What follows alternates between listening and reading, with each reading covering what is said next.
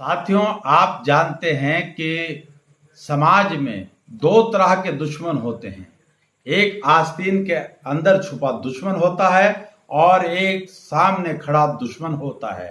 दोनों दुश्मनों में थोड़ा सा अंतर यह होता है कि आस्तीन में जो छुपा दुश्मन होता है उसका ये पता नहीं चलता कि कब वो डक मार ले, कब आपकी पीठ में खंजर घोंप दे।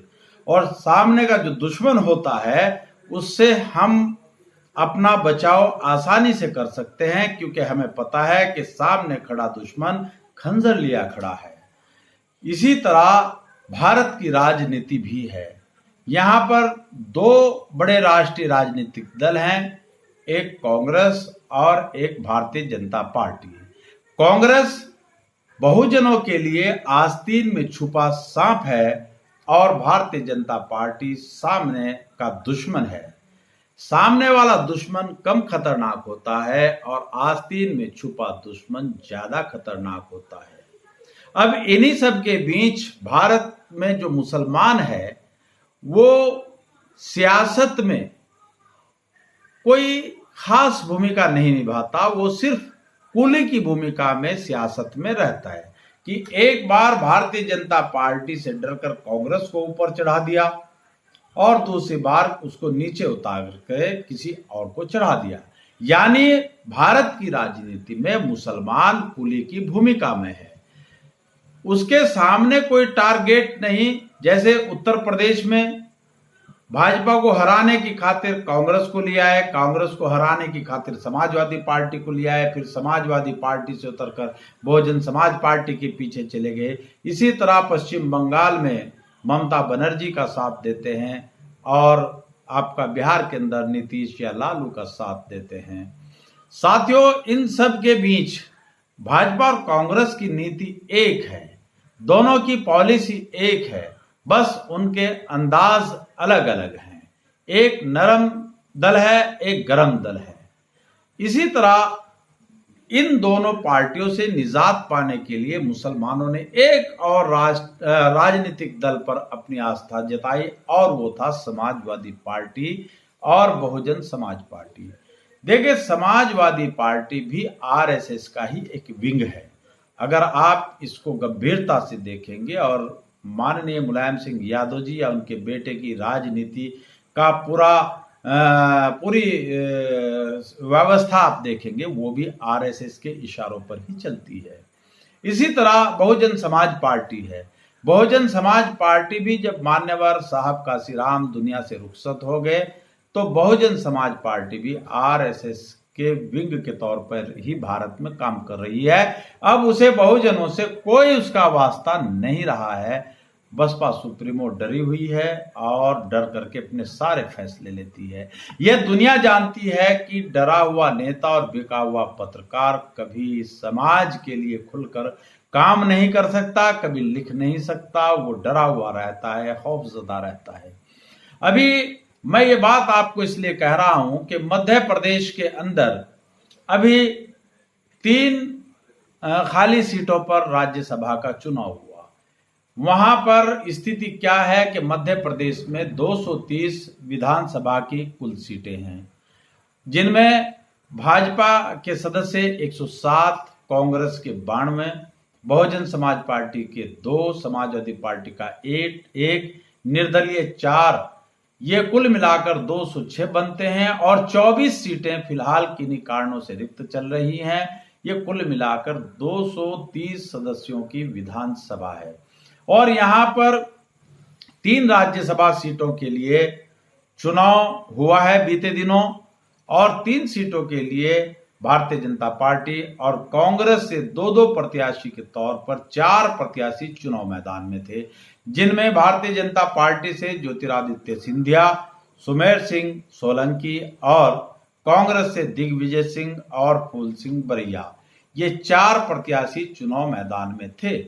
यहां पर और पार्टियों का कोई खास वजूद नहीं था। राज्यसभा में कांग्रेस के बनते या भाजपा के। अब राज्यसभा चुनाव में मध्य प्रदेश के सपा और बसपा के विधायकों ने भाजपा के पक्ष में खुलकर समर्थन किया और उनको अपना वोट दिया। वोट डालकर बाहर आए सपा विधायक राजेश शुक्ला और बसपा के विधायक संजीव सिंह कुशवाहा ने कहा कि हमने अपनी अंतर आत्मा की आवाज पर वोट दिया है।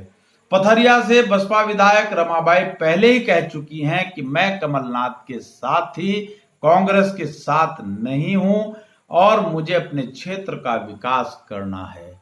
साथियों, जिन लोगों को हम समाजवाद के नाम पर या बहुजन हिताय बहुजन सुखाय के नाम पर चुनते हैं या सेकुलरिज्म के नाम पर चुनते हैं, इनकी जब इनको वोट डालने का मामला आता है या कहीं मत विभाजन का मामला आता है तो ये अंतर आत्मा की आवाज को सुनकर वोट देते हैं। यानी जिस मुलायम सिंह यादव और अखिलेश यादव के अंदर हम समाजवाद को ढूंढ रहे हैं, हम ये महसूस कर रहे हैं कि हमारे हक अधिकारों के लिए ये लोग लड़ाई लड़ेंगे, वो हमारे लिए कुछ भी नहीं कर रहे हैं। उनके जो विधायक हैं, जो उनके सदस्य हैं, वो चुनकर हमारे वोट पर जाते हैं। जब राज्यसभा या विधानसभाओं में उनको वोट करना होता है तो उनकी पहली पसंद भारतीय जनता पार्टी होती है। ऐसा ही मध्य प्रदेश के राज्यसभा चुनाव में भी हुआ। समाजवादी पार्टी के विधायक और बहुजन समाज पार्टी के विधायकों ने खुल्लम खुल्ला राज्यसभा में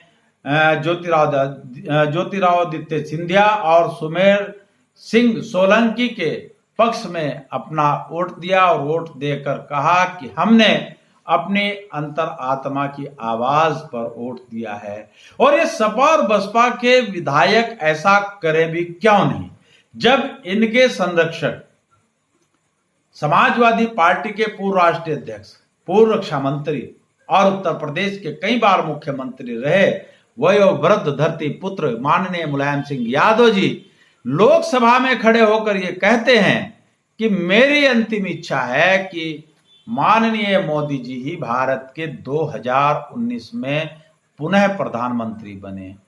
ईश्वर अल्लाह गॉड ने उनकी इस अंतिम इच्छा को पूरा करते हुए 2019 में फिर से भारत का प्रधानमंत्री उनको चुन लिया गया है, जिन्होंने हमारे ऊपर नागरिकता संशोधन कानून, एनआरसी, एनपीआर या इस तरह के जो गैर संवैधानिक कानून है उनको थोपने का काम किया है।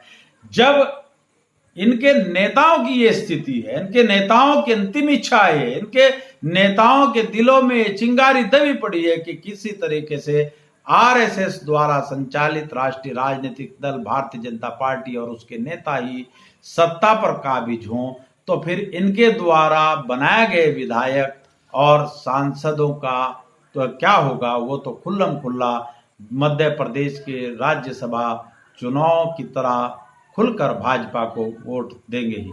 मैं अक्सर मुसलमानों से दो ही बातें कहा करता हूं कि अगर भारत के अंदर मुसलमान ये चाहता है कि हमें सम्मान और स्वाभिमान का जीवन मिले तो उनके लिए दो ही विकल्प हैं।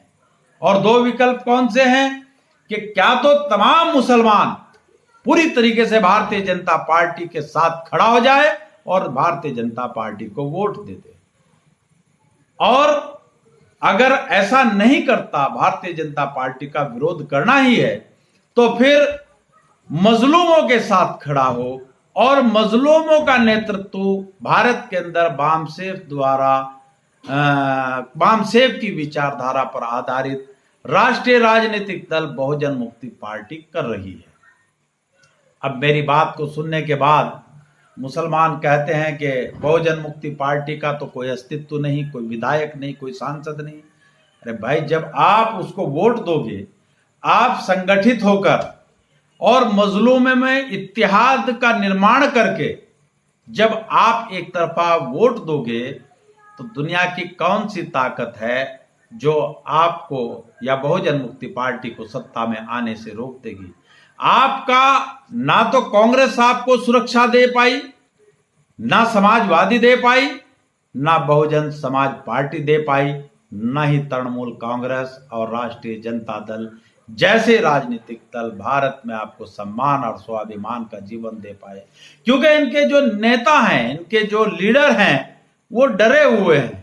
वो बात तो बहुजनों की करते हैं लेकिन काम बहुजनों के खिलाफ करते हैं। इसलिए मैं यही मशवरा मुसलमानों को देता हूं कि आप अगर भारतीय जनता पार्टी के खिलाफ समाजवादी को चुनते हैं, बहुजन समाज पार्टी को चुनते हैं, आप राष्ट्रीय जनता दल को चुनते हैं, आप तृणमूल कांग्रेस को चुनते हैं, तो भारत के अंदर ऐसी राजनीतिक स्थिति पैदा कर दी गई है, ऐसा राष्ट्रीय राजनीतिक नेतृत्व निर्माण कर लिया गया है कि आधे कांग्रेस के समर्थन में खड़े हो जाते हैं और आधे भारतीय जनता पार्टी के। एक एनडीए बन जाता है और एक यूपीए बन जाता है। जो यूपीए से नाराज होते हैं वो एनडीए के समर्थन में चले जाते हैं और जो एनडीए से नाराज होते हैं वो यूपीए में चले जाते हैं और घुमा फिरा करके आपका वोट क्या तो कांग्रेस के खाते में जाता है या फिर आपका वोट भारतीय जनता पार्टी के खाते में चला जाता है। ऐसी परिस्थिति में आपके सामने यही दो विकल्प हैं कि आप भारतीय जनता पार्टी को खुलकर सपोर्ट करें या फिर आप बहुजन मुक्ति पार्टी का समर्थन करें और भारत में सम्मान और स्वाभिमान का जीवन जिए और जो आपको संविधान के अंदर बाबा साहब डॉक्टर भीमराव अंबेडकर ने जो आपके हक अधिकार सुरक्षित किए हैं उन हक अधिकारों को लेने के लिए आप बहुजन मुक्ति पार्टी का समर्थन करें। साथियों, आपने मेरी बात को ध्यानपूर्वक सुना, उसके लिए आपका बहुत बहुत धन्यवाद। मैं एडवोकेट इंतखाब आज़ाद आपके सामने फिर किसी मुद्दे को लेकर हाजिर हूँगा। तब तक के लिए इजाजत। जय भीम, जय मूल निवासी, खुदा हाफिज।